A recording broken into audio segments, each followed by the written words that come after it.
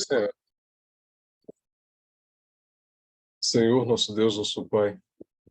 Senhor, nos colocamos aqui mais uma vez, Senhor, para aprendermos mais a Tua palavra. Queremos te pedir, Senhor, que o Senhor possa direcionar, Senhor, a missionária Nívia, que o Senhor possa clarear sua mente, seu entendimento, que possamos também ter melhor compreensão, Senhor, da Tua palavra, que nós possamos assimilar, Senhor, que possamos absorver esse conhecimento que é trazido pela irmã.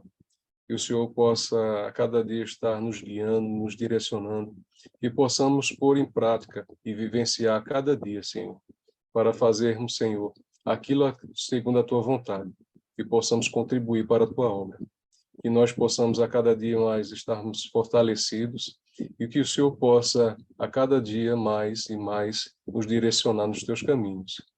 É o que te pedimos, te louvamos, te engrandecemos em nome de Jesus. Amém. Amém. Então, todo mundo aí começa a se preparar. Dia 19 a gente começa a ministração e teremos aula dia 22, viu? Que houve uma troca com a missionária Vanessa. Então, não se esqueçam. Nós vamos ver um pouquinho agora sobre os traços psicológicos dos secretários, né? O fechamento de mente, né, é um ponto forte aí, né, um dos traços psicológicos aí, dentro deste grupo, né? A gente estudou na semana passada sobre o olhar que move a alma, né?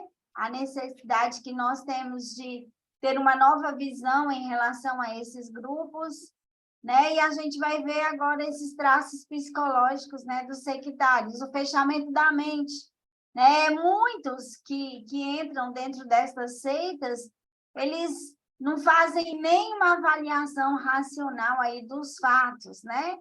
A mente de muitos é bombardeada, né? É a famosa aí lavagem cerebral, né? O que acontece com muitos adeptos aí de seitas.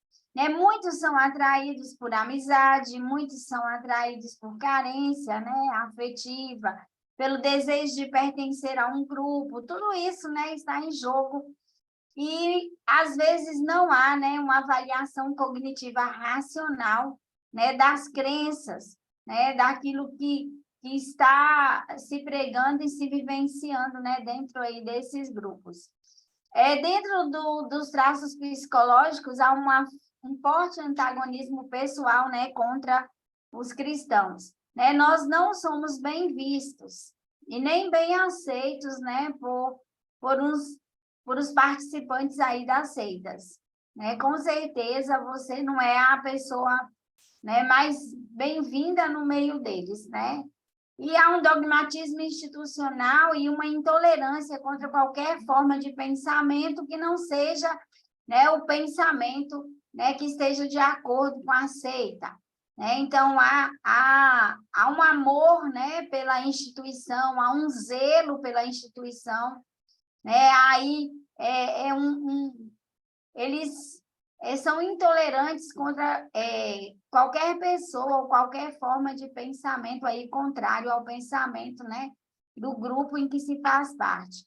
Geralmente, né, há um isolamento por parte, né, das seitas, por parte aí dos sectários. Né? E a Bíblia diz que pessoas em toda a terra, né, vão perecer. Né? Diz, livra os que cambaleiam como mortos. Né?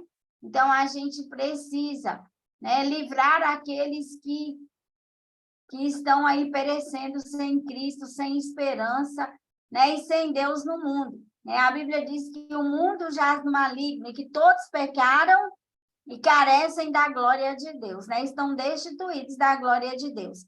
A menos que eu e você façamos alguma coisa, levar Cristo a estes, né, muitos vão perecer. Pessoas em toda a terra perecerão se não depositarem sua fé em Cristo.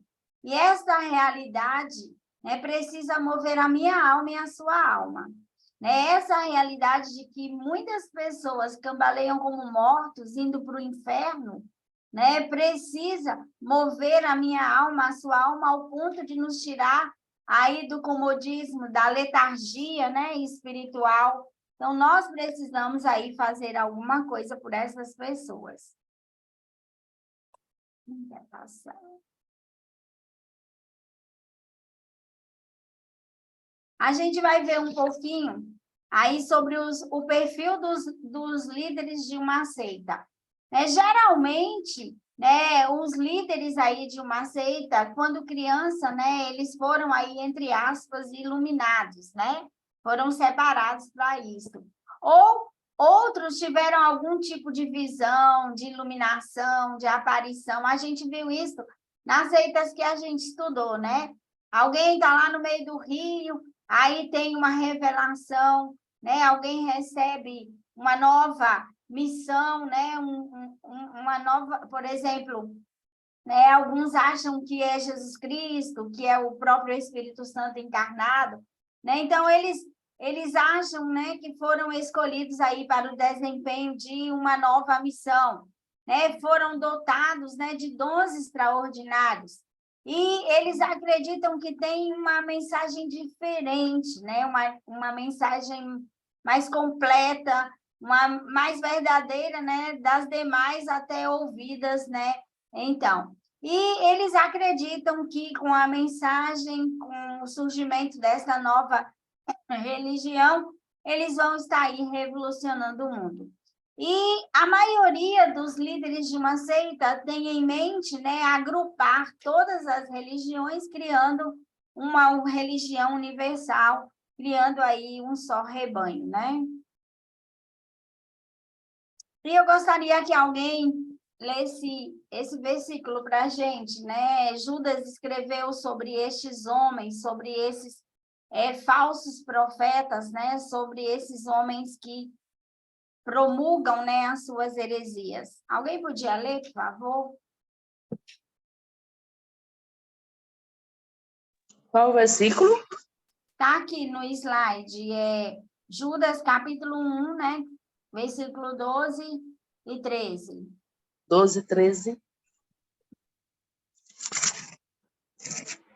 Estes homens são como rochas submersas em vossas festas de fraternidade, banqueteando-se juntos sem qualquer recato, pastores que a si mesmos se apacentam, nuvens sem águas impelidas pelos ventos, árvores em plena estação dos frutos, destes desprovida, duplamente mortas, desarraigadas, ondas bravias do mar que espuam as suas sujidades, estrelas errantes, para as quais tem sido guardada a negridão das trevas para sempre.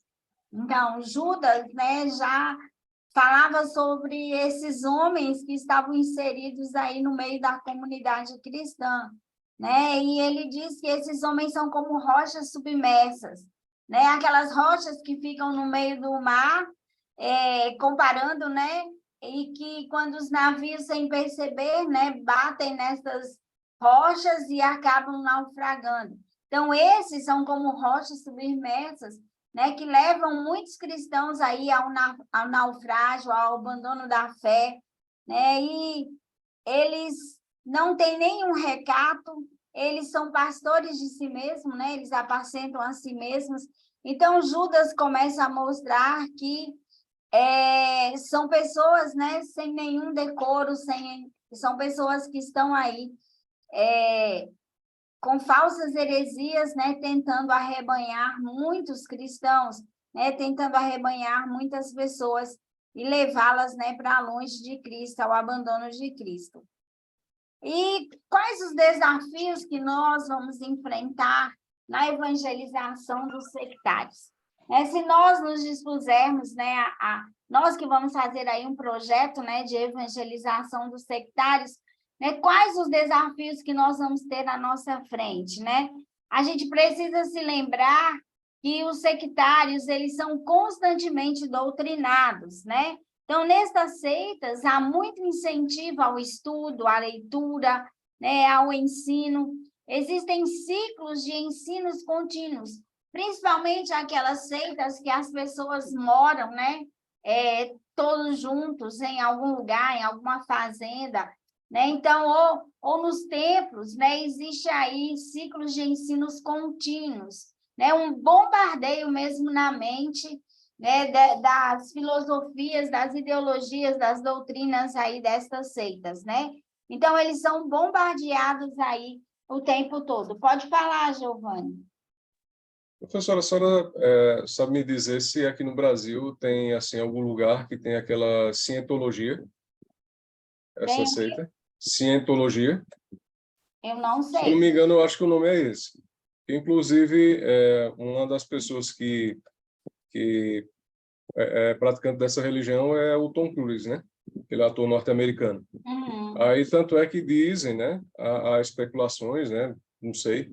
E dizem que quando a filha dele nasceu, que ele teve que pegar a placenta, que era uma das condições impostas pela religião dele, de ter que comer essa placenta. Né? Então, assim, inclusive aqui na biblioteca pública do município, tinha, né? A biblioteca não tem mais. Eu não sei o que fizeram com os livros, mas tinha uma coleção de livros da cientologia. Eu cheguei ainda a ler um. Eu não sei se tem no Brasil, mas a Eu gente também, pode pesquisar e procurar ver, entendeu? Eu vou pesquisar e vou procurar ver. assim, eu também não sei. Nunca ouvi falar, né? Mas aí até fiquei surpreso quando eu me deparei com essa coleção de livros Uhum. da cientologia, porque até então eu só tinha ouvido falar em sites, em vídeos a respeito disso. Mas, Eu não conheço profundamente sobre essa religião, entendeu? Sobre essa seita. uhum, Não, ok, não tenho conhecimento profundo sobre isso, não. Mas eu vou pesquisar. tá Tá, bom, joia? E a gente obrigado, pode voltar a conversar sobre isso, tá né? certo, Posso deixar. É, obrigado. de nada. Então, assim, por exemplo, os Hare Krishnas, né? Eles vivem em comunidade. Os meninos de Deus, né? Vivem em comunidade. E estão bombardeados, né? 24 horas por dia com toda a ideologia, com toda a podridão, né? Dos ensinos, né? Desses falsos mestres, desses falsos profetas, né? Há um incentivo à leitura muito forte. A Legião da Boa Vontade, quem vai apresentar, ela tem um apoio aos seus adeptos. Existe uma biblioteca, né? Existe um templo bem suntuoso em Brasília, existe uma biblioteca, né? E eles incentivam ao estudo e à leitura, né? Eles são zelosos no aprendizado e na prática aí da doutrina, né? E as pessoas, elas estão bem preparadas contra nós, né? Que somos cristãos. Então, nós que vamos evangelizar, né, essas pessoas, nós precisamos ter conhecimento do conteúdo doutrinário das seitas, né, dos pontos fracos e fortes, né, da seita que nós vamos estar abordando, evangelizando, né, porque nós precisamos ter respostas bíblicas para oferecer, né? E as pessoas, quando conversam com a gente, elas se sentem bem quando elas percebem que nós conhecemos alguma coisa sobre a religião dela, né? Nós sabemos alguma coisa. E a gente vê o exemplo aí de Paulo em Atenas, né? Quando ele está ali diante, né, daqueles deuses, né? Ele cita poetas gregos, né? Ele mostra para aquela comunidade, né, que ele conhecia também, né, um pouco da história, ele sabia, né, o conteúdo, né, daquilo que muitas vezes daquilo que eles criam, né? E um dos grandes desafios para a gente porque quando nós vamos evangelizar um sectário, né, o autor do livro compara com um quarto cheio de entulhos, né? Nós precisamos saber, antes de limpar aquele quarto cheio de entulhos, nós precisamos saber o conteúdo daquele quarto, para que a gente possa, né, limpar. Então, é muito difícil para a gente colocar algo novo dentro de um quarto que está cheio de entulhos. Então, para limpar, a gente precisa saber o conteúdo, né? Então, nós precisamos convencer os adeptos das seitas, aqueles que, né, estão aí sendo evangelizados por nós, de que é necessário fazer uma faxina, jogar muita coisa fora daquilo que foi apreendido, né, aí durante anos. Então, nós precisamos, né, fazer isto. E o nosso desafio na evangelização é grande, né? Então, nós precisamos nos prepararmos, biblicamente também nos prepararmos aí, né, no estudo, né, das doutrinas, dos ensinos, do modo de vida, né, da cultura vivenciada aí por cada seita. E existem alguns desafios na evangelização dos sectários, né? Paulo, em Atenas, a gente já viu, ele cita poetas gregos, nós precisamos conhecer bem a razão da nossa fé, né? Nós precisamos conhecer bem as variações, né, de interpretações bíblicas, né, existentes entre nós, então nós precisamos conhecer bem a teologia evangélica, né, aquilo que a Bíblia diz, nós precisamos, né, responder à razão da nossa fé. Né? Então, nós precisamos disso. E, novamente, neste ponto, eles são orientados, né, contra os evangélicos. Por exemplo, os Hare Krishnas, eles são orientados a não falar conosco. Né? Os TJs veem não só os católicos, mas a nós também como a Grande Babilônia. Né? Então, eles são instruídos, né, a não falar conosco, eles são instruídos, né, a não estar, né, no meio onde nós estamos, né? E o intento é atacar e destruir o que eles chamam conceitos judaicos cristãos, né? O intento deles, o desejo deles é destruir isto. E os ateus, eles detestam pessoas convictas, né? Então, eles detestam a gente porque a gente diz que vai morar no céu, né? Porque a gente tem convicção de que nós estamos salvos, né? E de que um dia nós estaremos com Cristo na glória, né? Então, eles nos consideram inimigos, mesmo sem nos conhecer, né? Para muitas seitas, nós somos considerados como demônios, né? Então, a gente precisa ter em mente isso quando nós vamos evangelizar. Pode falar, Giovanni. A senhora mencionou aí a respeito dos ateus, inclusive eu já ouvi falar que eles são ávidos leitores, né, da Bíblia, né? Então, são extremamente conhecedores, às vezes muito conhecedor mais do que determinados evangélicos, né?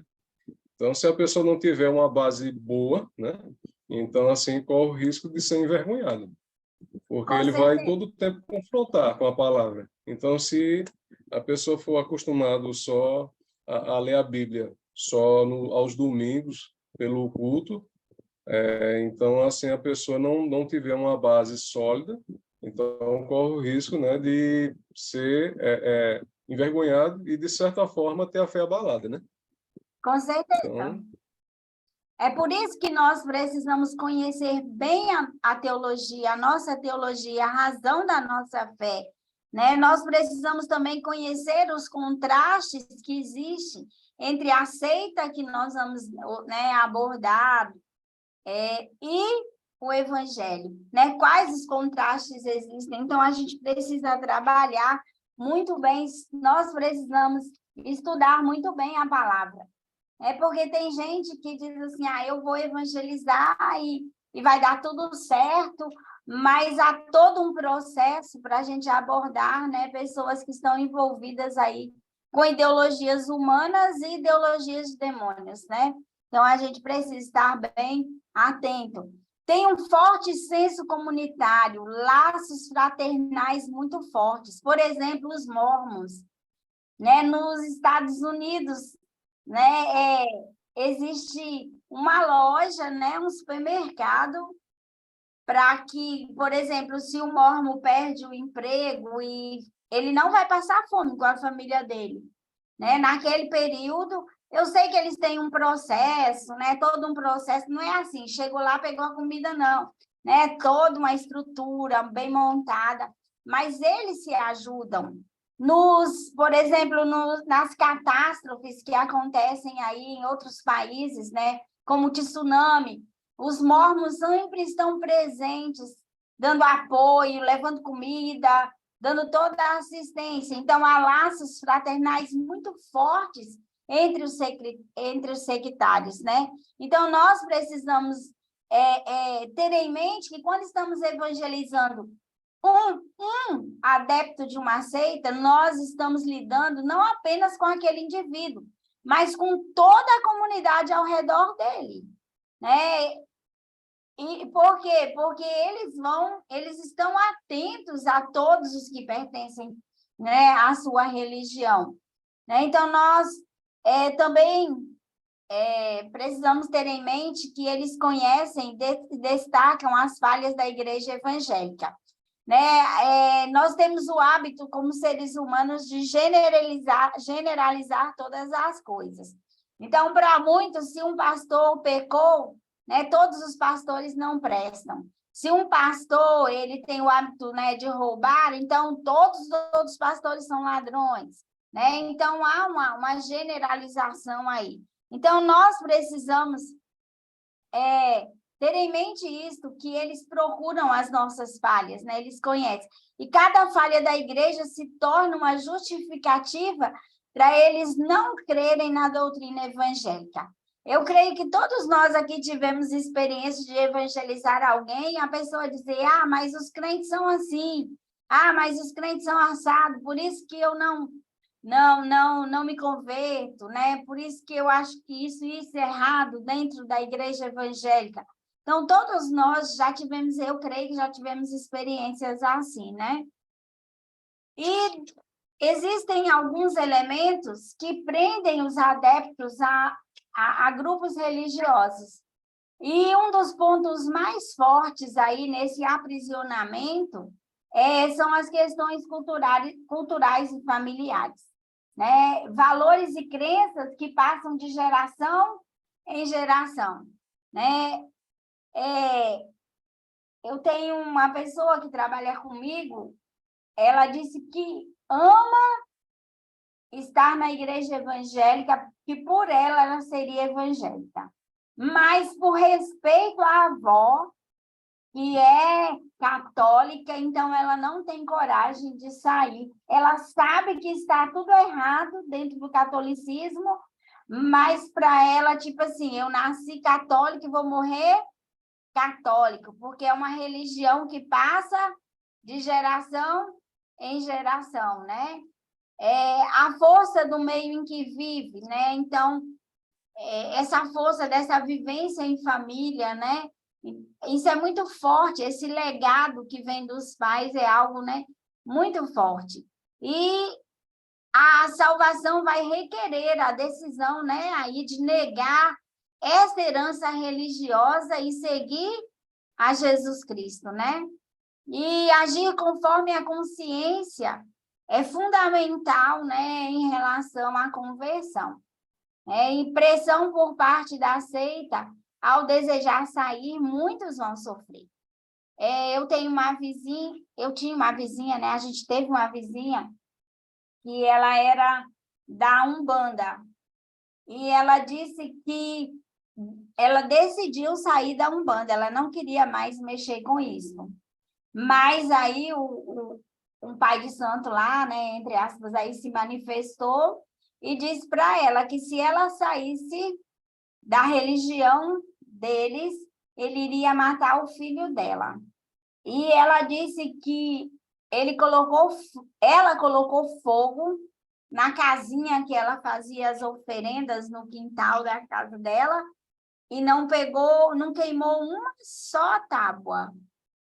O fogo, ela disse que o fogo, as chamas eram altas, mas quando o fogo se apagou, nenhuma tábua tinha se queimado.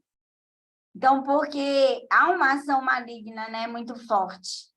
E porque ela estava com medo de perder o filho, ela continuou dentro da seita, dentro da Umbanda, mas mesmo sem querer. Por quê? Porque havia uma forte pressão, né, psicológica, uma forte pressão por parte aí dos líderes da seita, né, quando ela desejou sair. E quando um sectário desejar seguir a Cristo, ele precisa estar disposto a enfrentar esse rompimento. E o sectário precisa entender que o preço de seguir Jesus é alto, mas ele é necessário. E isso ele vai entender, né, com a nossa ministração, com a nossa abordagem, né, ele vai estar entendendo, né, tudo isso. E quando a gente vai ver mais lá na frente, mas eu vou adiantar só um pouquinho, porque quando um sectário tiver que enfrentar esse rompimento com a família, muitas vezes nós, como igreja, vamos ter que apoiá-lo, ter um lugar para recebê-lo, né? Ter um apoio para que ele arrume um emprego, alguma coisa, a gente vai ver isso lá na frente. Mas é muito sério essa questão aí, né, desse rompimento. A igreja vai precisar ter uma estrutura, muitas vezes, para receber estes que abandonam aí as suas religiões. Outro elemento seriam as questões econômicas, né? Muitos sectários, né, estão aí ligados a um grupo religioso, mas a sua vida econômica também está ligada, né, a esse grupo religioso, né? Por exemplo, quando eu fui a Malawi, na África, o comércio, quem detém lá o comércio são os muçulmanos, né? E um dos requisitos para se trabalhar dentro do comércio muçulmano é se render ao islamismo ali em Malawi, né? E os patrões já descontam o dízimo, né, do salário dos seus funcionários, que é o dízimo que precisa, né, ser dado aí nas mesquitas. Então, assim, ao desligar-se, seria perder os meios de subsistência, né? Seria perder o emprego, né? Perder a estabilidade financeira, muitas vezes, que muitos têm aí, né, dentro de uma seita. Então, talvez alguns pais de santo, né, reconheçam a malignidade de suas práticas, né, mas abandoná-las significa para eles mais do que uma mudança de crenças, né? É uma mudança de vida, né? Os perde o sustento. E, às vezes, a pessoa fica perdida, sem saber recomeçar. É aí que nós precisamos ter toda essa estrutura para dar apoio a essas pessoas. Existem também questões sociais e psicológicas, né? Porque as pessoas, elas passam uma vida inteira seguindo uma religião, e é muito difícil depois ter que admitir diante de toda a sociedade, né, diante de amigos, parentes, que ela estava errada, que aquele não era o caminho, que aquela não era a verdade. Então, tudo isso é complicado, né, para um adepto dos grupos religiosos, né, ao saírem aí das suas religiões. Né, conhecer a verdade, deixar tudo para seguir a verdade que é Cristo, né, é um grande, né, desafio. E há muitos que amam a posição, o status mais do que a verdade, né? Muitos são ignorantes da verdade bíblica. Alguém leia Filipenses 3, de 4 a 7, por favor.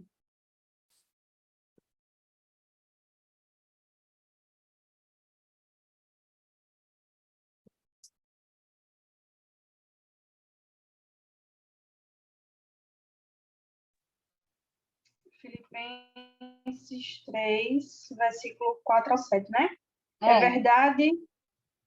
É verdade que eu também poderia confiar na carne. É verdade que eu também poderia confiar na carne. Se alguém pensa que pode confiar na carne, eu ainda mais. Fui circuncidado no 8º dia. Sou da linhagem de Israel, da tribo de Benjamim, hebreu de hebreus. Quanto à lei, eu era fariseu. Quanto ao zelo, perseguidor da igreja. Quanto à justiça que há na lei, irrepreensível. Mas o que para mim era lucro, isto considerei perda por causa de Cristo. Na verdade, só até o 7 mesmo. Considerei então, perda por causa de Cristo. Paulo teve que o quê? Abandonar todas as suas crenças, né?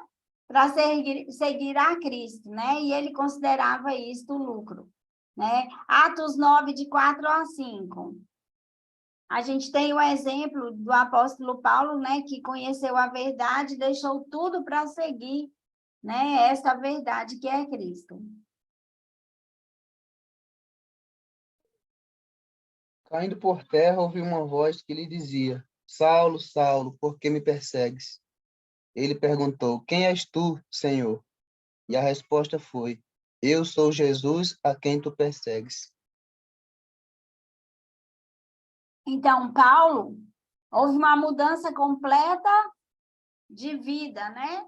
Houve uma mudança completa de crença, de ideologias, né? Então, ele deixou toda a verdade, mas tudo isso foi, nós que conhecemos a história, né, de Paulo, nós sabemos que foi um grande, né, desafio aí na sua vida. E a gente vai ver um pouquinho sobre a atitude da igreja. Tolerância versus, né, defesa da fé. Né? Vamos ler 1 Coríntios 9, 19 a 23.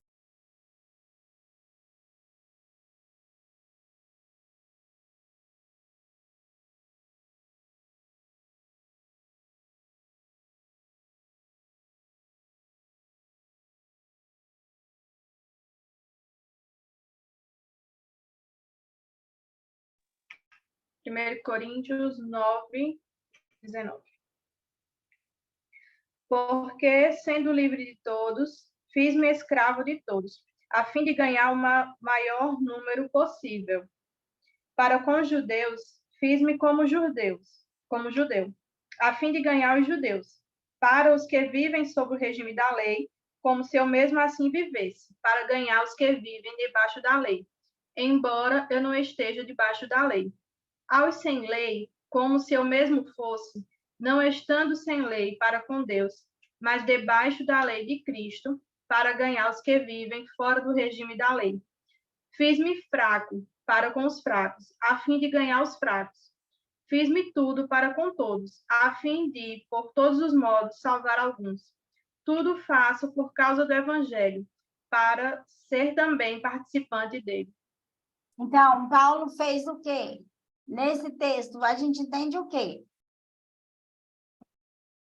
Vamos lá, os universitários aí. Você entende o quê quando você lê esse texto? Ele teve que se adaptar ao lugar, à situação e à pessoa para poder entrar, né? Muitas vezes a cultura do local. Paulo aqui, ele está o quê? Contextualizando. Paulo aqui está se contextualizando. Ele se fez de fraco para com os fracos. Para com os fracos, né? Ele fez de tudo para ganhar todos. Né? Então, a gente vê aqui que essa era a atitude, a estratégia de Paulo, né? No alcance dos outros, né? Daqueles que precisavam conhecer a verdade, que é Cristo. Né? Ele usava a persuasão, ele tinha um hábito, né, aí de persuadir as pessoas. Fiz-me fraco para com os fracos, né? Fiz-me... não, fugiu agora o texto aqui da cabeça. Então, ele se fez de judeu para com os judeus. Se fez judeu para com os judeus. Então, ele se fez de tudo para alcançar a todos sem distinção. Né? Então, o desejo dele é que todos, sem distinção, fossem alcançados pela mensagem do Evangelho. E nesse texto, a gente vê que nem agressão, nem desprezo, nem silêncio. Né? O desafio de seguir a verdade em amor. Então, nós, como igreja, nós não podemos negligenciar o trabalho missionário em relação aos sectários. Porque Paulo mostra isso para a gente, que sem distinção o evangelho precisa ser pregado. A tempo e fora de tempo. Né? Insta, quer seja, pregue o evangelho, quer seja oportuno, quer não. Mas o importante é que o evangelho esteja anunciado a todas as pessoas sem distinção. Né? Os inimigos do evangelho precisam ser persuadidos pelo evangelho. Então, essa era a estratégia de Paulo, persuadir aqueles que não conheciam a Cristo pelo Evangelho, né? E esse precisa ser o nosso alvo, o nosso objetivo. Só que a igreja, às vezes, assume aí uma atitude de quê? De agressão ou indiferença, né? Às vezes a gente nem se lembra, né, dos sectários. Não é verdade, gente. Às vezes a gente nem para pensar, né? A gente não dá atenção, né, muitas vezes a esse grupo, né? Mas nós precisamos, né, sair aí da indiferença e não assumir, né, uma atitude de agressão, de condenar, apenas julgar e condenar, mas nós precisamos anunciar Cristo a estes povos. Dentro da pontuação, né, do livro, a gente vai encontrar alguns vícios, né, antigos. A gente vai encontrar alguns vícios antigos aí, né, da prática missionária, né? Existem os perigos aí que foram enfrentados pela igreja desde os tempos apostólicos, né? A perseguição do Estado, né? A gente já conhece, quem conhece a história da igreja, né? Nós já conhecemos, nós sabemos, né? Oposição judaica, né? Desvios doutrinários internos e externos, né? Na igreja. E como vencer esses desafios? 1 Coríntios 10, versículo 4. Já está aberto aqui, eu vou ler. Pode ler. 1 Coríntios 10, 4. E beberam da mesma bebida espiritual, porque bebiam de uma pedra espiritual que os seguia, e a pedra era Cristo. Veja 2 Coríntios. Segundo. Se eu não coloquei errado. Porque as armas da nossa luta não são carnais, mas poderosas em Deus, para destruir fortalezas. Destruímos raciocínios falaciosos. Porque as armas da nossa milícia não são carnais, né? Mas sim poderosas em Deus, né? Para destruir fortalezas. Então, assim, como vencer esses desafios, né? Como que os apóstolos, né, venceram esses desafios, né?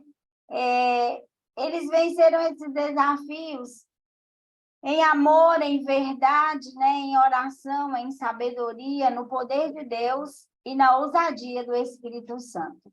Então, os desafios que nós enfrentamos como igreja, né, na evangelização dos povos, não só dos grupos sectários, né, mas na evangelização de qualquer povo, de qualquer raça, tribo ou nação, né, nós precisamos fazer em amor, em verdade, em oração, em sabedoria, né, em poder de Deus e na ousadia, né, do Espírito Santo.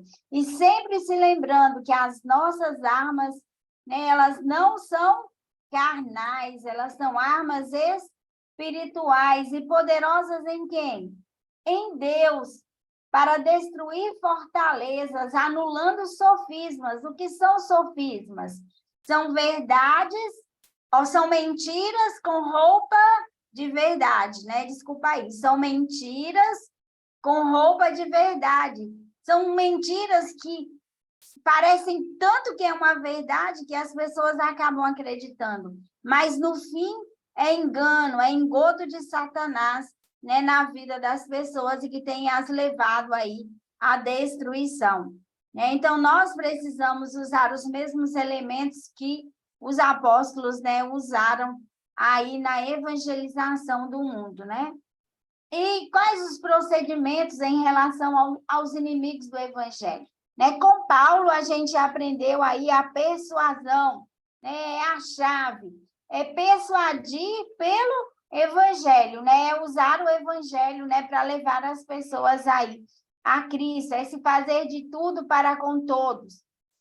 Né? E na história da igreja aconteceram aí alguns acontecimentos, né, na história da igreja que prejudicaram o evangelismo, a obra de evangelização, né, dos povos, né, a perseguição aos judeus, né, aí por parte, né, dos cristãos, né, o cristianismo passou a ter uma atitude, né, agressiva para com os judeus, né, a gente vê isso aí na história, né, e a gente vai encontrar também Constantino, que põe fim à perseguição aos cristãos, né? E o cristianismo se torna uma religião dominante aí no Império Romano.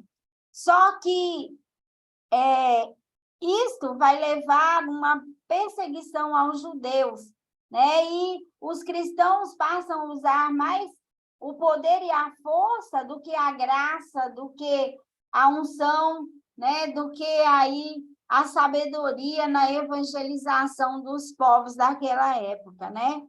E o fato de Constantino, né, tornar o cristianismo uma religião aí dominante no Império Romano, o cristianismo passa a ter isto, né, essa adesão de Constantino vai causar muitos danos, né, e causou danos na ortodoxia, na crença correta, causou danos na ortopraxia, né, na prática correta, causou danos na ortopatia, né, no pensamento correto, no sentimento correto, né, e passou a influenciar, né, de forma negativa aí, né, o pensar e o agir do cristão. Né? Então, grupos religiosos passaram a ser vistos aí como concorrentes, né? E até hoje, muitas vezes, nós passamos a ver alguns grupos religiosos aí como concorrentes. Né? Então, em nome dessa ideologia, qualquer fé diferente do cristianismo deveria ser agredida. Né? Em nome dessa ideologia, injustiças, né, foram aí efetuadas ao longo da história. Né? Então, houve grandes problemas. Aí o evangelho passa, né, a usar o poder e a força e não a graça, a união, né, e a sabedoria aí na evangelização. Então, com essa adesão de Constantino, houve um prejuízo muito grande na obra aí de evangelização, né, dos povos. E a gente tem aqui um planejamento, né, e união da igreja local para o evangelismo, né, de grupos religiosos. E quando a gente vai fazer esse planejamento, a gente precisa ter em mente duas verdades.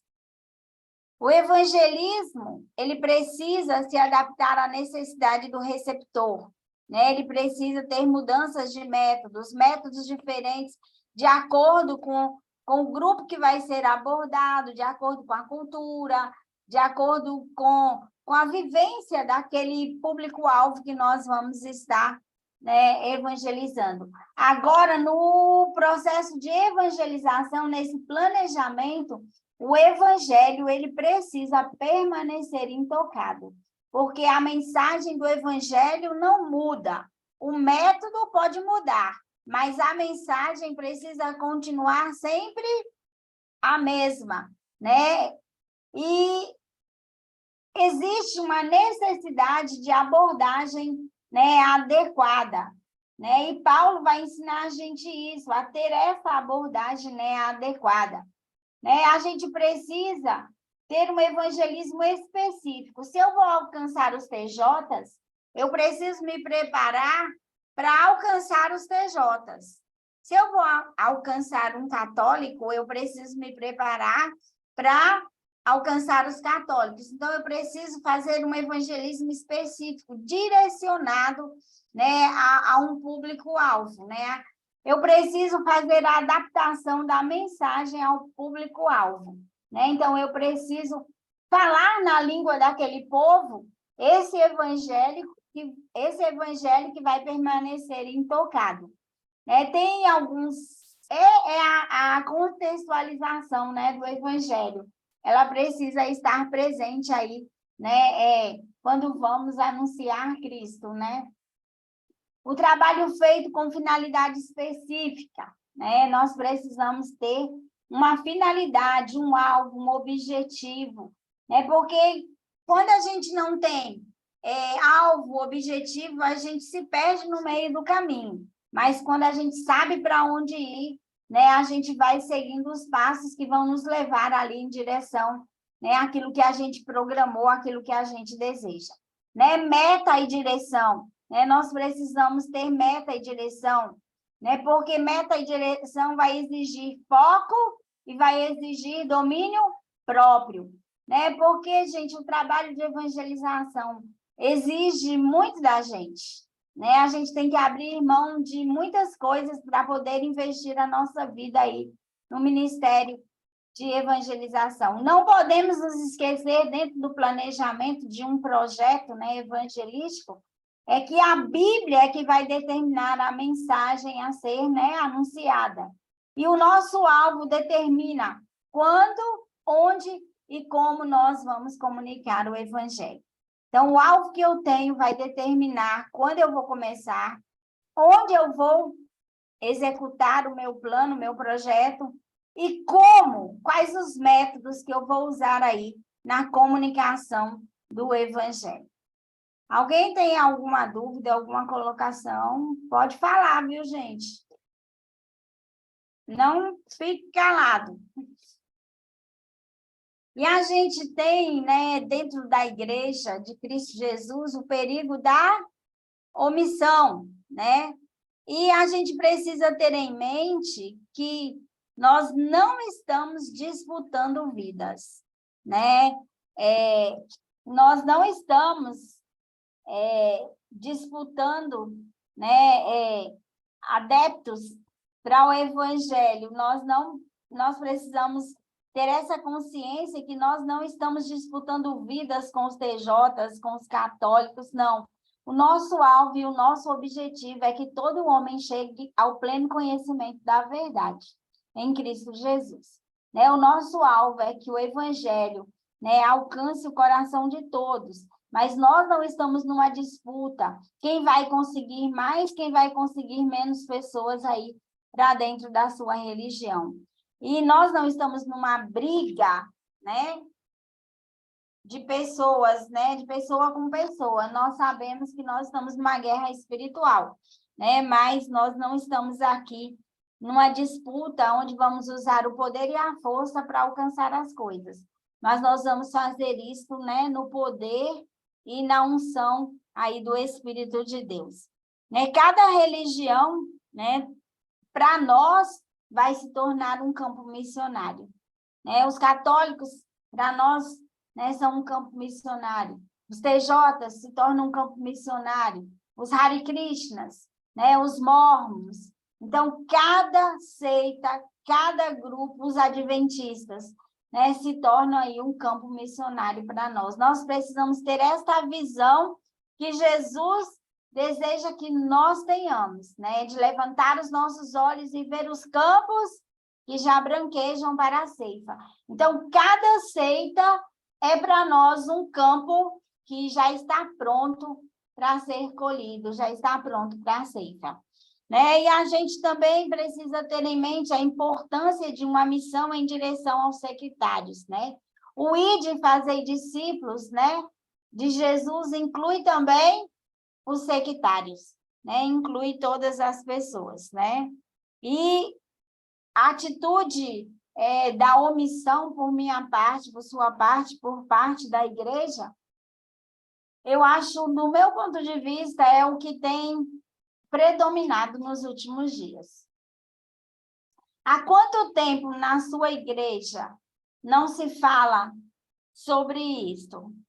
Há quanto tempo na sua igreja não se ora pela conversão dessas pessoas? Né? Então, muitas vezes, a gente está aí dormindo, né? Nós precisamos despertar do sono. Tanto eu como você, todos nós precisamos levantar os nossos olhos e ter essa consciência aí, né? Que eles precisam de salvação, sectários também precisam de salvação, né? Há quem pense, né, que Há muitos peixes fora do aquário das seitas, né? Para ser evangelizado, de que nós não precisamos, né, investir esforços para alcançá-los, porque há muita gente fora, né, desse aquário aí das seitas, malignas, mas a nossa visão precisa mudar. Deus quer mudar a nossa visão. Se a nossa visão não mudar, nossas atitudes também não mudarão. Então, se eu não tiver uma nova visão, uma nova forma de ver, né? Se eu não mudar a minha visão, as minhas atitudes também não vão mudar, né? Nossa visão hoje, eu creio que ela é deficiente.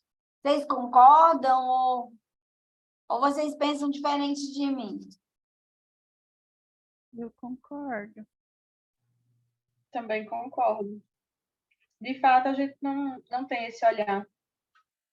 A igreja não tem, nós somos a igreja, né? Eu confesso, eu nunca tinha parado assim realmente para pensar, né, nessa questão. É porque, na verdade, a gente só tem a visão do como a Igreja Católica ela se perdeu, né?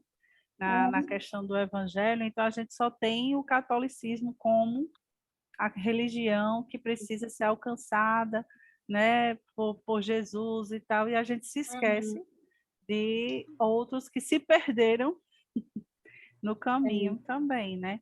Aí a gente às vezes volta o foco muito para o catolicismo e esquece as outras religiões.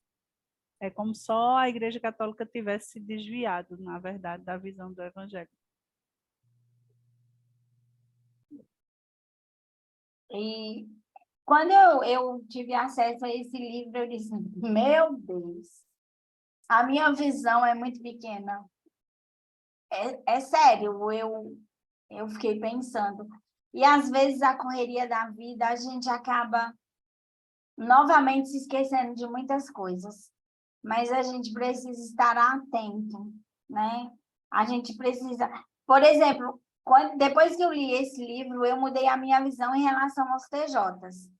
Antes eu fazia isso. Não, eu não posso atender, né? Estou ocupada. A verdade é essa. Hoje, não. Se eles baterem na minha porta, né? Eu posso estar muito ocupada, mas eu paro para poder falar alguma coisa, para poder dizer pelo menos que Jesus os ama e que Jesus, entendeu? Bater uns aqui e a gente começou a conversar, e Helder conversou mais com eles do que eu. Mas rapidinho eles foram embora, porque eles se sentiram acuados com a verdade. Porque eles começaram a conversar e voltaram para debater sobre o que Helder perguntou a eles e tal.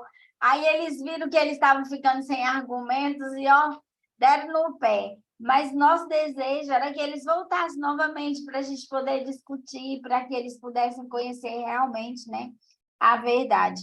Mas eles são orientados a isso, Nívia, viu? Eles são orientados a, por exemplo, quando houver... Você é para tirar dúvidas, mas quando você perceber que a pessoa tem um conhecimento, aqui em casa, quando eles batem, né, que a gente começa a conversar um pouquinho, ele já diz logo, a senhora conhece, a senhora lê, né? Aí eles já se despedem e já né, deixam a literatura deles e já saem, porque eles são orientados a isso, que você não é para estar debatendo, até porque os líderes orientam, que eu acho que com medo, né? De que descubra a verdade. Verdade. Por exemplo, tem muitos mormons andando por aqui. Eles nunca bateram na minha casa, mas tem muitos mormons andando aqui em Serra, para lá e para cá. São os famosos elders, né? Os elders da vida. E eles passam e eu já vi... Um dia eu passei perto de uma casa e eles estavam falando que haveria um batismo. No outro domingo, estava conversando com a mulher que ia se batizar. Eu disse, meu Deus, o negócio está ficando feio mesmo. E a gente está dormindo um pouco, né? A gente está, assim, dormindo. E eles são muito espertos. Petrolina tem demais. Lá tem vários, assim, em vários bairros tem as igrejas, né, de Santos dos Últimos Dias, e eles são bem ativos mesmo. Uma vez entraram lá em casa e eles vieram, mostraram e falaram, a gente deixou eles falarem bastante, era eu e pai, na época. Aí, quando eles falaram, a gente foi e disse assim, sim, mas você disse que John Smith disse que recebeu uma nova revelação, mas se a própria Bíblia fala que se chegar um novo evangelho, ele tem que ser anátema, e aí? Eles ficaram sem resposta e foram embora. Mas eles são muito perspicazes. Não sei se vocês já viram a Igreja dos Mórmons, geralmente tem uma quadra do lado para chamar os jovens através de jogos, E né? eles investem muito em educação, em ajudar.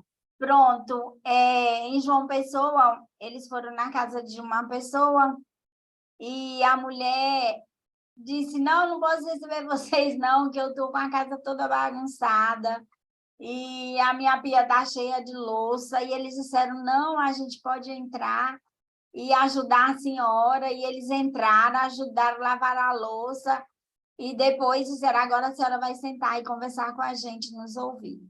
Então, eles têm atitude, né? E eles são... A Bíblia diz que os filhos das trevas, muitas vezes, né? São mais espertos, mais sábios, né? Do que os filhos da luz, né? Mais prudentes, né? Do que os filhos da luz. Então, eles alcançam as pessoas, né? Com atitudes. E isso chama as pessoas, né? Mas a gente vai ver a relevância, né, versus a defesa da verdade. Né? A tolerância religiosa, né, é a palavra do momento, é a palavra do dia. Né? A gente escuta muito falar sobre isso, né? Mas a gente precisa ter em mente que respeito não significa indefinição, né?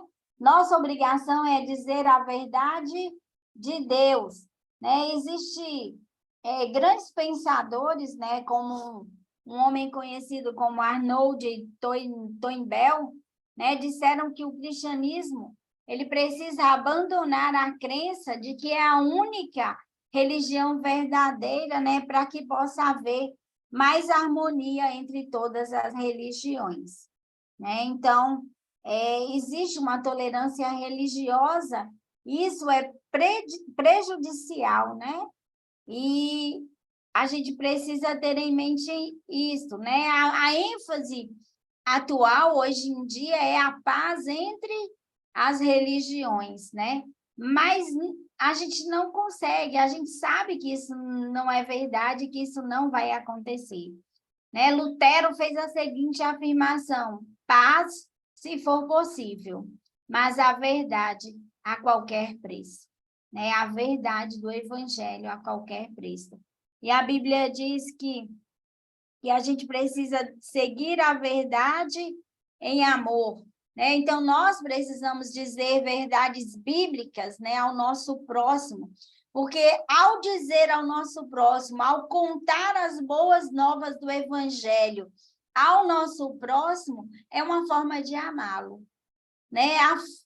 Para você provar para uma pessoa que o ama e evidenciar este amor, fale do amor de Cristo, traga essa pessoa para Cristo, porque você sabe que essa pessoa está sendo salva, livre do domínio das trevas, do domínio do pecado, do domínio do diabo, e agora ela tem a oportunidade de ser uma nova criatura, né? De ser filho de Deus. Então, é o melhor presente que ela pode receber é este. Né? Então, uma forma de amar alguém é contar a ela a verdade sobre o evangelho, a verdade do evangelho. E a Bíblia diz, nós sabemos que o evangelho é o poder de Deus para a salvação, né, de todo aquele que crê. Então, nós julgamos e analisamos doutrinas, não as pessoas. Né? Então, a gente precisa ter isso em mente no processo de evangelização. Nós nunca devemos analisar as doutrinas de outras seitas com sentimento de superioridade. Né? Nós precisamos analisar tudo para que nós possamos revelar-lhes a verdade que é Cristo, mas sem um sentimento de superioridade, né? Então, nós precisamos falar, a fé cristã, ela tem um objetivo, né? A fé cristã, ela é objetiva. Ela tem o objetivo de anunciar Cristo às nações, de levar a salvação ao homem que está perdido, né? Então, nós precisamos ter em mente que a tolerância religiosa não pode fazer parte da nossa vida, mas o respeito, sim, né? Mas o respeito precisa estar presente na minha e na sua vida, mas isso não vai significar indefinição. Eu sei em quem eu tenho crido, né? Eu sei quem ele é, eu sei com quem eu tenho andado, eu sei o que é o evangelho e o que ele fez na minha vida. Então, é impossível haver paz em todas as religiões, né? E quais as atitudes, né, urgentes a serem tomadas aí pela igreja cristã? A igreja não deve se isolar, né?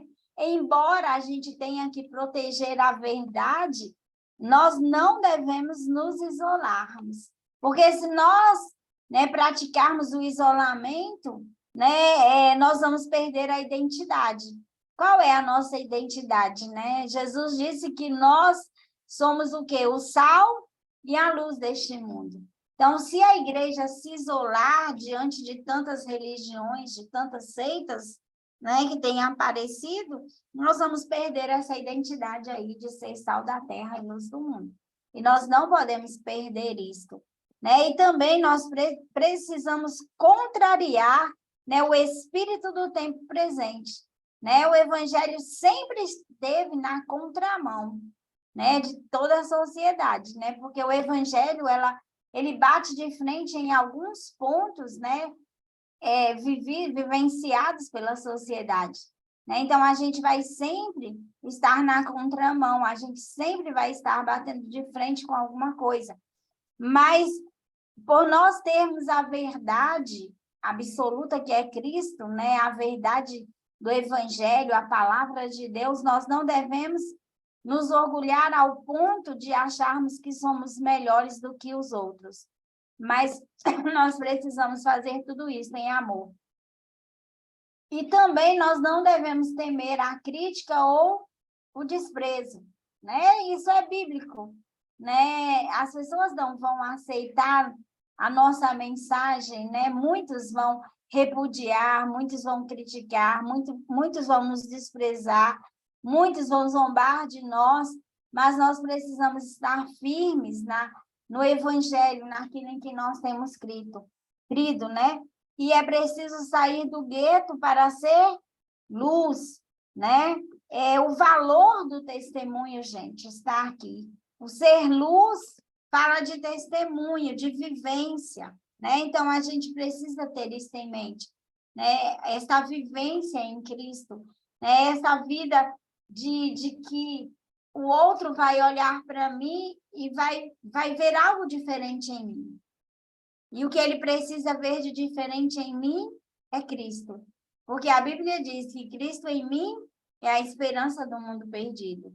Então, eu preciso ser o bom perfume de Cristo em todos os lugares, né, em que eu estiver. Então, a gente precisa ter essa mentalidade, né? E são atitudes urgentes que nós precisamos tomar.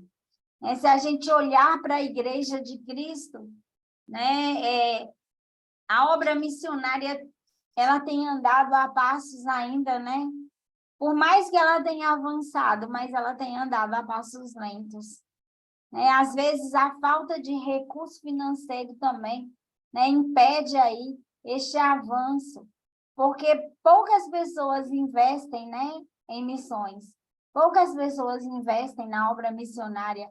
E quando alguém dá uma oferta bem grande para missões, a gente fica, não, fulano deu uma oferta bem grande para missões, quando isso deveria ser a realidade de todos nós, né? De todos aqueles que estão em Cristo Jesus, né? todos aqueles que sabem que o evangelho do reino precisa ser pregado, né? Porque o fim só virá quando o evangelho do reino, né, for pregado. Na atualidade, né, a gente vai ver que existem grupos religiosos, né, e suas ideologias, muitas vezes, por nós, pela igreja, têm sido, né, visto como concorrentes. Isso não começou agora, isso vem lá de trás, né? Isso vem lá da história da igreja, né? Então, a gente vê mais ou menos aqui o exemplo do islamismo, né, que teve início em 622, né, com a égida, né, que a gente estudou no módulo passado com as irmãs aí, que era a fuga de Maomé de Meca, né, para Medina, né? Então, hoje, 14 séculos, né, depois do surgimento aí do islamismo, né, o islamismo avançou e predominou, né, em muitos lugares onde o cristianismo, né, tinha esse domínio, esse predomínio, né?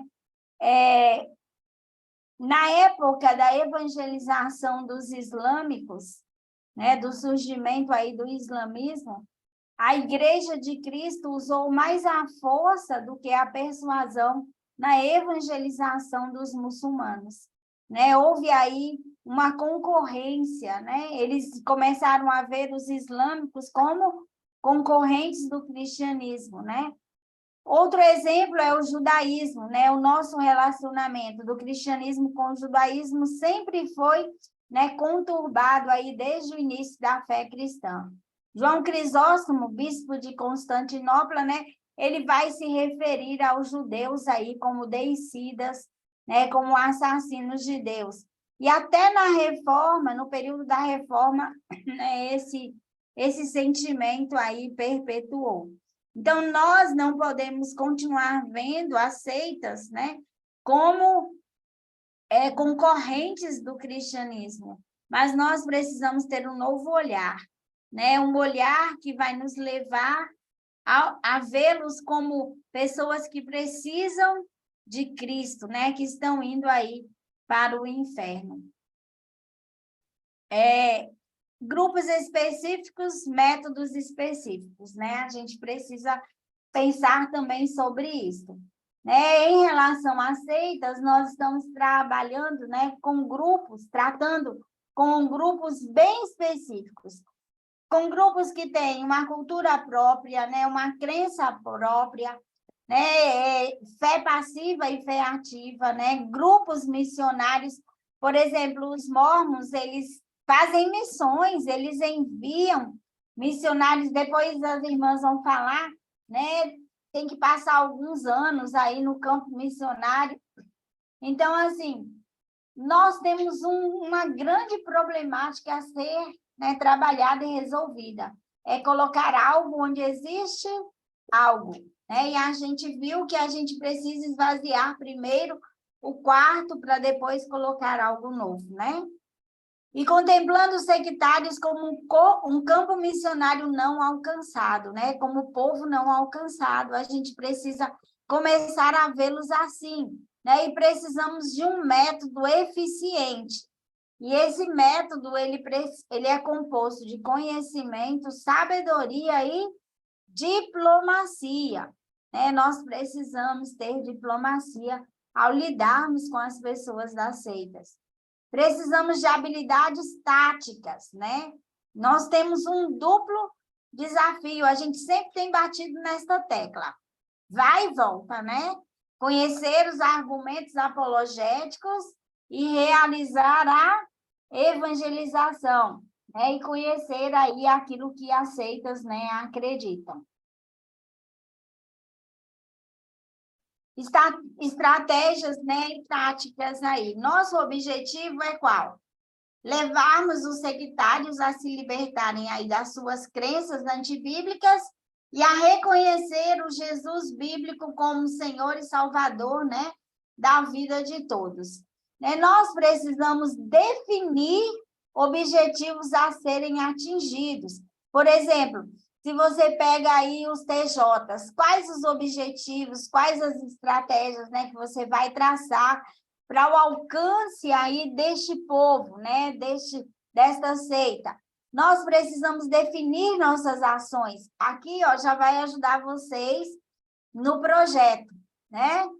Levantar os objetivos, né? Definir aí esses objetivos, definir as ações, a estratégia. O que é a estratégia? Qual o método, né? Qual o caminho que eu vou usar para chegar a um determinado fim? Qual o caminho que eu vou chegar para alcançar um TJ, para alcançar um mormon, né? Quais os caminhos que eu vou usar? Né? De que forma eu vou fazer isso? A tática vai definir o que fazer e como fazer, né? E a gente precisa ter cuidados aí com a pesca, né? Nós precisamos ser estratégicos, porque o nosso peixe não é um peixe qualquer, mas é um peixe de um tipo que exige de nós ações corretas que possibilitem a sua captura. Qualquer vacilo, a gente põe tudo a perder. Então, a gente precisa saber que o peixe que nós estamos lidando com ele, né, é um peixe que vai exigir aí de nós, né, ações corretas. Por isso, a importância de termos objetivos, de definirmos muito bem as nossas ações, de termos estratégias e de montarmos uma tática de alcance, né? É claro que a gente pode errar, né? A gente tem que ter aí em mente, se isso aqui falhar, qual é o meu plano B, né? O que eu vou fazer? Então, por isso, a gente precisa definir muito bem aí as nossas ações e estratégias. Quando a gente vai alcançar o sectário, a gente precisa ter em mente que nós não devemos pensar em refutar suas doutrinas.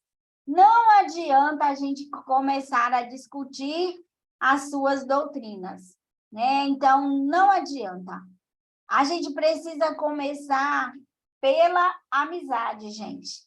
A gente precisa estabelecer primeiro um contato com eles e, a partir desse contato, a gente começar a estabelecer a amizade.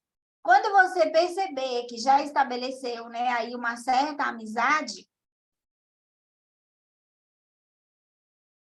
aí nós vamos começar aí todo o processo evangelístico, né?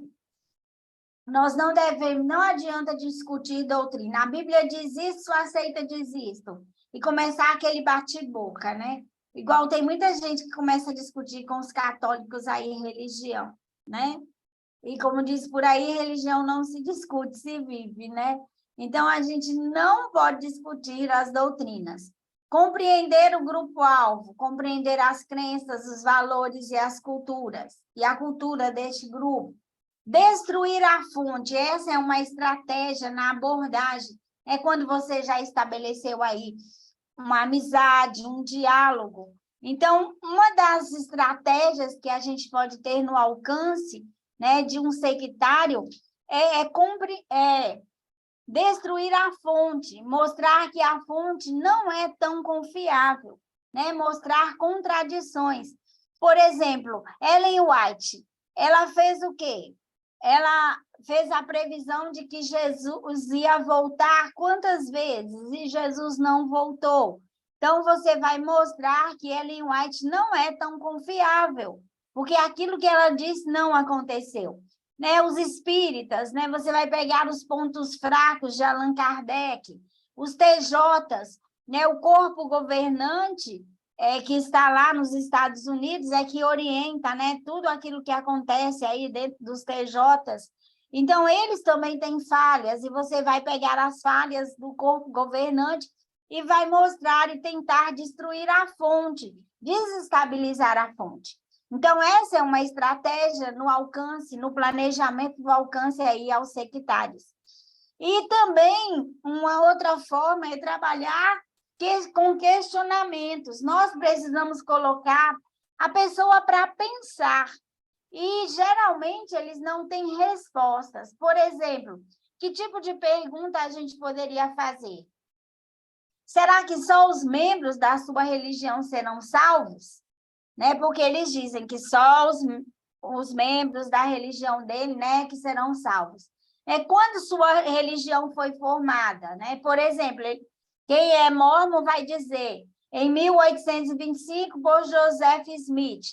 Mas se só os da sua religião serão salvos, qual foi o meio de salvação de Deus para o mundo antes de 1825? Antes da existência aí de Joseph Smith, né? Antes da existência aí do mormonismo. Então, são perguntas que vão fazê-los, né, levá-los aí a pensar, a raciocinar. Né? São estratégias aí no planejamento de alcance a esse grupo. Depois, nós vamos incentivá-los à pesquisa. Né? Se não souber responder aquilo que eles perguntarem para você, ou se eles não souberem responder o que você perguntar, então você vai pedir para que ele estude o assunto. Né? Nesse ponto aqui, nós vamos abrir espaço para discussão.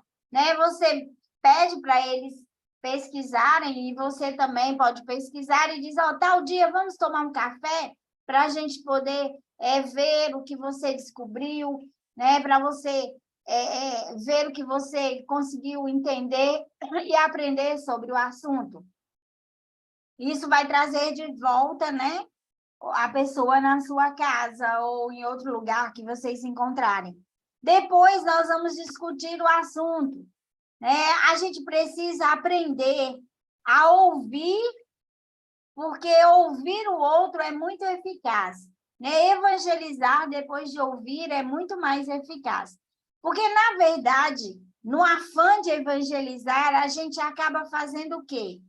Apresentando a mensagem do evangelho, já chega de cara dizendo, Jesus Cristo e tal, e tal, e tal. E, às vezes, a gente não para ouvir o que o outro tem a dizer. Porque quando nós ouvimos, né, nós vamos poder questionar.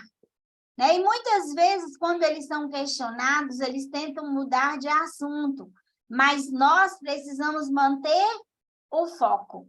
Né? E a gente precisa ter em mente que apresentar Jesus não é debater doutrina, gente.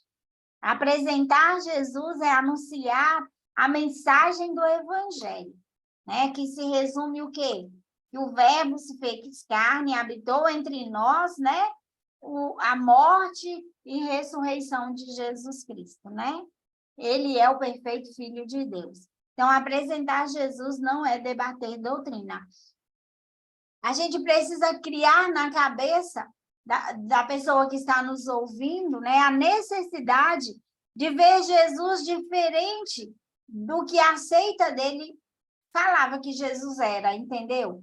E a gente também precisa, um outro ponto que a gente pode usar e fazer é comparar a liderança da seita com Jesus.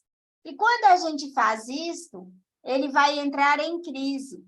Mas a gente já estabeleceu o quê? Uma amizade com essa pessoa, então agora nós vamos servir de apoio para essa pessoa. A gente vai, né, ser amigo, vai oferecer apoio. Então, aqui é hora de fazer perguntas, né, mais profundas. Né? Essa crise aqui vai abrir caminho, né, para a conversão. Né? E depois que a pessoa, né, se converter, nós vamos ao discipulado. Né? E discipular também não é para discutir doutrina, mas apologeticamente é hora de refutar os pontos doutrinários das seitas, apresentando a doutrina bíblica. Não é apresentar a doutrina bíblica, refutar é diferente de debater, de discutir sobre doutrinas, tá bom, gente? Então, a gente precisa... Então, isso aqui, esses pontos vão ajudar você aí a fazer o seu projetinho. Alguém tem alguma dúvida? Quer acrescentar alguma coisa? Quer falar alguma coisa sobre esses pontos que a gente foi esclarecedor para você, te ajuda? Professor, esses slides estão disponíveis, né?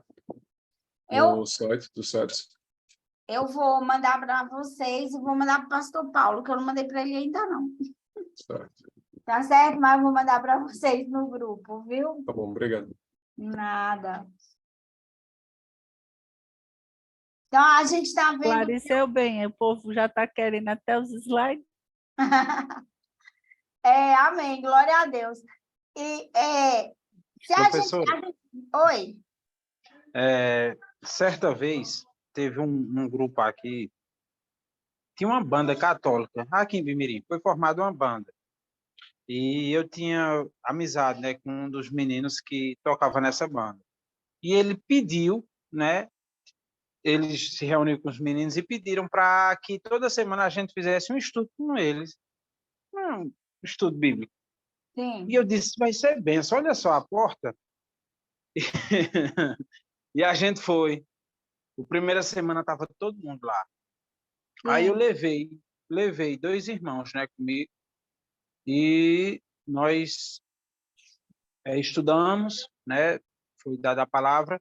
Aí eu, próximo do final, antes de concluir, eu franqueei, né, a oportunidade para cada um deles falar, para eles dizer o que achavam, o que pensavam, aí cada um falou. Aí quando chegou na hora do irmão que eu levei, um dos que eu levei, aí o cara foi meter o Pai Maria. Falou. E eu, meu Deus do céu. Para resumir a ópera, na próxima semana não foi mais ninguém. E não foram mais nada. Mas é falta Meu de sabedoria, né? falta de sabedoria, né? É por isso que quando a gente vai fazer um evangelismo de um grupo sectário, a gente tem que escolher a dedo as pessoas que estarão fazendo parte. E quando a gente escolher essas pessoas, nós precisamos discipulá-las, ensinar como abordar, ensinar como trabalhar. Então, é todo um preparo. Não pode ser assim, né? De repente, tem que ter todo um preparo. Então, assim, é muito sério isso e a gente precisa ter muita sabedoria. Provavelmente, irmão Ângelo, essas pessoas, talvez, se Deus não tiver misericórdia, muitas nunca mais vão querer, né? Estar numa igreja evangélica, ter contato com evangélicos, entende? Então, assim, a gente precisa ter esse cuidado aí. Pode falar, Giovanni.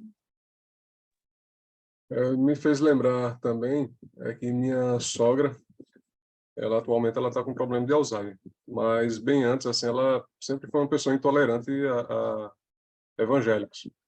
Então, assim, antes ela frequentava, quando era jovem, ela frequentava igrejas evangélicas, tudo, mas só que teve um episódio que ocorreu no sítio, no período que ela morou no sítio, em que ela presenciou uma pessoa que veio a óbito, justamente porque a família, eles eram testemunhos de Jeová, e daí eles deixaram a pessoa agonizando até morrer. E ela chegou, ficou sabendo que a pessoa estava passando mal, tudo, e foi lá para ver a situação, para saber o que tinha acontecido, tudo, e se deparou com a família lá na porta, a pessoa lá pedindo ajuda, pedindo socorro, e aí a família só disse, não, Jesus está chamando, Jesus está chamando. E, infelizmente, deixaram a pessoa falecer. E aí ela, desde então, ela passou a detestar, ou seja, ela na cabeça dela, todo evangélico é igual, independente de qual seja a denominação. Então, assim, ela começou a adquirir um rancor muito grande de evangélicos. Isso é terrível para você convencer uma pessoa desta que não é esta a realidade, demora muito, é todo um processo. Aí entra a questão do testemunho, as atitudes, né? É o que a gente precisa ter em mente. Eu preciso fazer o que eu falo e falar o que eu faço, né? Então, a gente precisa. Pode falar, Lu, Ângelo. E até paciência, né? Muita paciência. Quando vai evangelizar alguém, e falando em católico, né? Tem uma história que é verídica e bem engraçada. O meu pastor presidente, Israel Jordão, eu acredito que em 1990, mais ou menos isso, ele era pastor da primeira igreja batista aqui em Bimirim. né? E ele estava evangelizando um senhor, e ele é muito católico. Se hoje alguns já têm atração, imagina nessa época, né? E esse senhor, ele tinha um olho cego, e ele passou muitas semanas evangelizando. Eu sei que no final do evangelismo, ele disse, mas eu quero que você diga tudo isso na Bíblia Católica, porque a Bíblia de vocês está errada. Aí ele tinha uma Bíblia Católica dessas grandes, e o pastor falou tudo de novo, usando a Bíblia dele, né? Eu sei que, para resumir a ópera, no final, aí o senhor aceita Jesus, o senhor crê em Cristo como ele é o único Salvador. Aí ele disse, olha, meu filho, eu só acredito se Jesus descer do céu e curar o meu olho. Aí ele disse, é mais fácil ele descer do céu e cegar o seu outro, e deixar o senhor cego dos dois. Falou isso porque já tinha conhecimento com ele, né? É algo bem engraçado, mas foi verídico. Ele disse, é mais fácil ele descer do céu e cegar o outro, deixar o senhor cego dos dois olhos. Meu Deus. É cada uma, né, que a gente vê por aí, que só esses são os filhos de Jesus, né? Os filhos de Deus. Mas nós precisamos, gente, ter muita sabedoria. A próxima parte que a gente vai ver agora, a gente vai ver um pouquinho sobre isso, né? É criar um grupo de evangelismo específico, né? A gente precisa fazer isso quando se diz respeito ao alcance de sectários. É claro que toda igreja tem um grupo de evangelismo, né? Mas que evangeliza N pessoas, N lugares, e às vezes esse grupo só tem o objetivo de evangelizar, pronto, acabou. Né? Mas quando a gente fala de evangelismo de sectários, é um trabalho que vai requerer da gente, né, uma atenção maior, né, vai requerer uma capacitação maior, né? Até para, tipo assim, às vezes as pessoas acham mais fácil evangelizar os católicos, né, porque é mais próximo do evangelho, né, vamos dizer assim, né? É mais próximo do evangelho, seria mais ou menos isso, mas evangelizar um católico é muito difícil, gente, mesmo que ele conheça a Bíblia. Não é fácil, né? Porque são ideologias não só de homens, mas ideologias também de demônios. E a gente precisa lembrar que evangelizar um católico também é um confronto contra o reino das trevas, né? Também é um confronto contra o reino das trevas. Então, o evangelismo de sectários é um trabalho que envolve liderança, é preciso ter um líder, é preciso fazer capacitação com todas as pessoas que estarão envolvidas nesse projeto, gestão de informações, né? Esse líder, né? Essa liderança vai trazer gestão de informações às pessoas, né? E estas pessoas que fazem parte dessa gestão de informações também, elas vão buscar informações, né, sobre este grupo, administração de pessoas, né? É preciso administrar quem vai fazer o quê, né? De que forma essa pessoa vai atuar. Administração de recursos, porque nós vamos precisar de dinheiro. Vai que você evangeliza um Hare Krishna e tira ele de dentro da comunidade. Ele não tem aonde ficar, não tem casa para morar, não tem nada. Você vai fazer o quê? Então, envolve toda uma logística, né? Porque aí, no caso, você ia fazer o quê? Evangelizou essa pessoa, ela não tem onde ficar? Temporariamente, a gente vai ter que pagar um aluguel de um quarto para essa pessoa, até que a gente consiga um emprego para ela, para que ela venha andar com suas próprias pernas, inseri-la dentro do corpo de Cristo, dentro da igreja. Então, a alimentação, tudo isso nós vamos ter que pensar, né? Não é simplesmente sair evangelizando e deixar a pessoa para lá, né? A administração de recursos, capacidade didática, né? Dar cursos de capacitação, ter um grupo que vai ficar na intercessão, já que a gente tem a consciência que é uma luta contra demônios também, né? Contra Satanás. Ministração de cursos e seminários, não só para as pessoas que vão estar envolvidas nesse ministério, mas também para toda a igreja. A igreja precisa conhecer as seitas, a igreja precisa estar preparada para acolher essa pessoa que vem, que se converteu, né? E saiu de uma seita e veio para a igreja. Esse acolhimento precisa ser feito, né? Evangelismo estratégico e específico, pastoreio, né? E cuidado posterior ao ex-membro de uma seita, né? Não é prudente mobilizar toda a igreja no evangelismo específico dos grupos religiosos, né? Porque aí vai acontecer essa besteira aí, né? A pessoa meter o pau em Maria, a pessoa dizer o que não deve, né? Então, é preciso um grupo de pessoas que vão ser apologeticamente trabalhadas, instruídas, né? Essas pessoas vão estudar, observar, tem que ser alguém firme na fé, não neófito, né?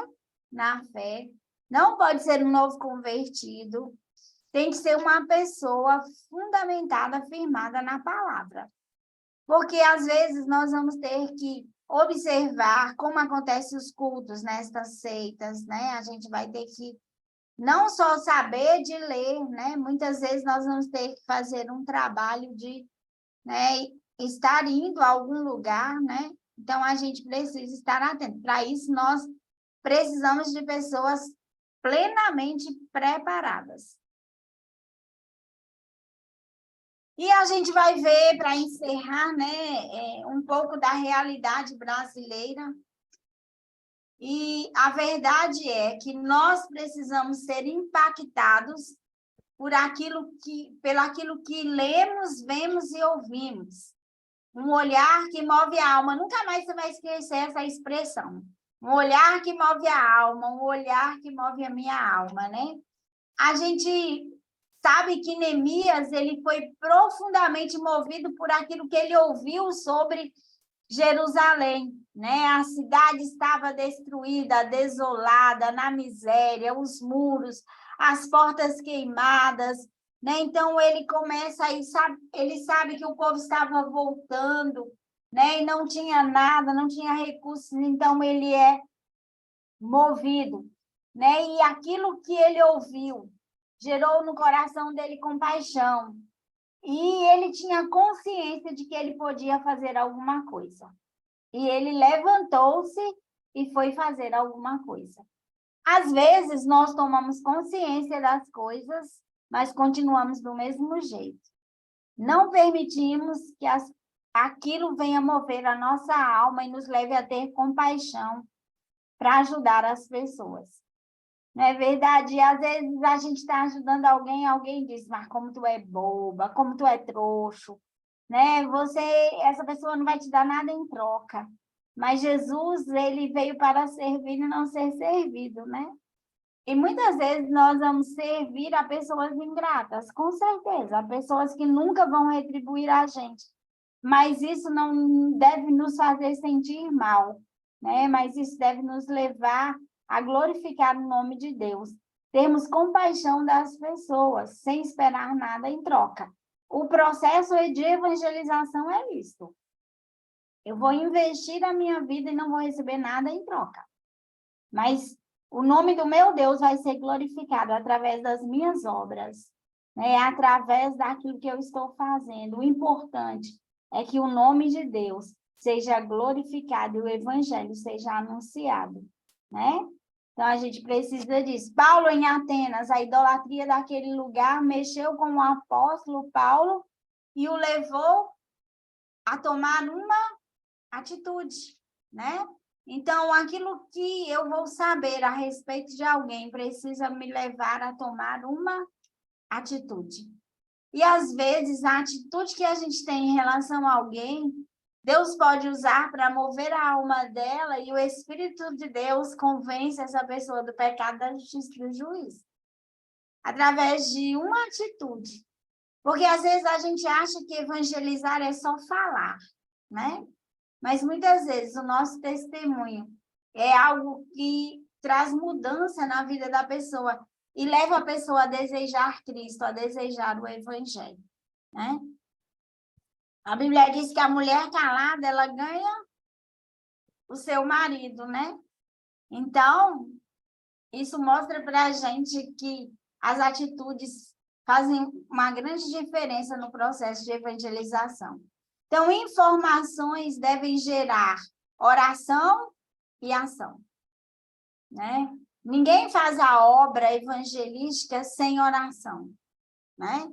Então, nós precisamos regar tudo com oração, construir tudo com oração. Deus é o Senhor da obra. E quem tem as estratégias para o alcance do homem perdido, dos sectários, né? É Deus. Então, ele vai transmitir ao meu coração e ao seu coração quais as melhores estratégias. O que nós devemos fazer, o que precisamos fazer. Então, Deus nos dá estratégias, né? Deus espera uma reação da nossa parte, gente. Em relação àquilo que você está ouvindo, né? Deus espera uma reação aí da sua parte, né? E da minha parte. E quando a gente olha as informações que eu vou dar a você agora, elas precisam mover a nossa alma e elas precisam gerar oração e ação na minha vida e na sua vida. No Brasil, né, existem aí 349 tribos indígenas, uma população de aproximadamente 360.686. Testemunhas de Jeová, 1.303.298 pessoas adeptas aí de Testemunhas de Jeová, aproximadamente. Em São Paulo, são mais ou menos 100.000 pessoas que pertencem aos Testemunhas de Jeová. Os mormons, né, aí uma população de 1.167.000 pessoas. Os espíritas, 3.848. Eu acho que eu li errado, não foi? Não. É isso mesmo? 3.848.876 pessoas. Em São Paulo, uma média de 484.000 pessoas. A Igreja Messiânica Mundial, 3 milhões de pessoas. Seixonoye, né, 2.500.000 pessoas praticam aí, né, a Seixonoye. E a Igreja Messiânica Mundial alega possuir 3 milhões de sectários. Ela foi fundada em 1935 no Japão por Mokito Okadi, né? O nome espiritual dele é Meishu, Senhor da Luz. Né? Essa igreja messiânica é terrível. A Seixonoye significa lar ou progredir, fundada no Japão em 1930. Possui em média 2,5 milhões de adeptos, né? Aproximadamente 1.400 locais de templo. Testemunhas de Jeová, 1.303.298 adeptos, né? Então, isso precisa mover a nossa alma. Os mormons, 1.167.000. O número de espíritas no Brasil é de quase 4 milhões de adeptos. O islamismo tem invadido o solo brasileiro rapidamente. Estes dados alarmantes ressaltam a letargia na igreja evangélica. Né? Eles vão ressaltar aí a nossa falta de visão. O nosso maior desafio a ser vencido é a omissão da igreja na obra de evangelização dos sectários. Nós temos aqui uma urgência missionária. Né? Então, nós temos aqui uma urgência missionária. E, por fim, nós temos a intercessão missionário-apologética. Né? Além da argumentação, da evangelização dos adeptos, implica no combate espiritual e deve ser permeado aí pela intercessão, né, por esses adeptos. Eles estão mortos em seus delitos e pecados, né? A conversão de ambos depende da graça de Deus mediante a ação do Espírito Santo, sem intercessão, sem ação poderosa do Espírito de Deus, ninguém consegue se libertar. Porque a obra da libertação, né, de uma pessoa é feita pelo Espírito de Deus. Então, nessa batalha, vai ser necessário anular sofismas e derrubar raciocínios por meio de argumentos bíblicos e de autoridade espiritual. Em geral, a oração é considerada mais uma ocupação inofensiva do que uma arma estratégica. Então, a oração também é uma arma estratégica, então nós precisamos usá-la. Então, é fácil se empolgar na evangelização dos grupos religiosos. As pessoas não se importam o quanto você sabe, até que elas saibam o quanto vocês se importam com elas. E a salvação do perdido é uma operação de resgate. Ninguém entra na casa do maligno, né, para roubar-lhe os bens sem antes manietá-lo. Então, a obra de evangelização do perdido é uma obra de resgate. Amém, irmãos? Hoje nós vamos ficar por aqui. E eu queria que na próxima aula, né, aí a gente já começasse. Então, pessoal que chegou depois, veja aí quem pode na próxima sexta-feira já começar. Se ninguém se manifestar, a gente vai fazer um sorteio. Meu Deus do céu. Mas para quem já escolheu o dia 22, Eu não me não vai mexer manifesto, não, né? porque semana que vem eu vou estar viajando, não vou participar da aula. Sim, tá joia. É por isso que eu não me ofereço para a conversa. Vai ser eu e a Alice. Cadê meu parceiro, Ângelo, para nós? Cadê ele? Para nós decidir se nós começamos segunda ou não. Sexta-feira que vem, tem uma semana, gente. E vocês já tiveram uma semana, já tem 15 dias. Sexta-feira que vem já vai dar 15 dias de pesquisa. Professor, os dias estão passando tão rápido. Dia 19 é na sexta, né? Aí dia 22 é que é na segunda, não é isso? Dia 22, eu vou dar aula dia 22 na segunda e dia 19 na sexta. Tá Bote bem nós aí. pertinho, gente. Vou botar Ângelo no fogo aí junto comigo. Bota nós aí. Só 2 dias de diferença, gente. Bote aí, Mormon, Silvana e Pastor Ângelo. Segunda-feira, dia 19. Pronto, muito bem, mulher corajosa. Eu preferi optar pelo dia 22. Silvana. Sim, pode falar que eu estou ouvindo. Eu preferi optar pelo dia 22 por conta que Flávio fez uma cirurgia no olho, entendeu? Então, tanto é que ele vai precisar fazer, não sei quando, provavelmente, acho que em breve vai fazer uma outra cirurgia. Aí, por isso que eu optei justamente por esticar mais um pouquinho, né? Mais uns 2 dias mais à frente, até porque, assim, ele ainda está se recuperando da cirurgia. Então, é por conta disso.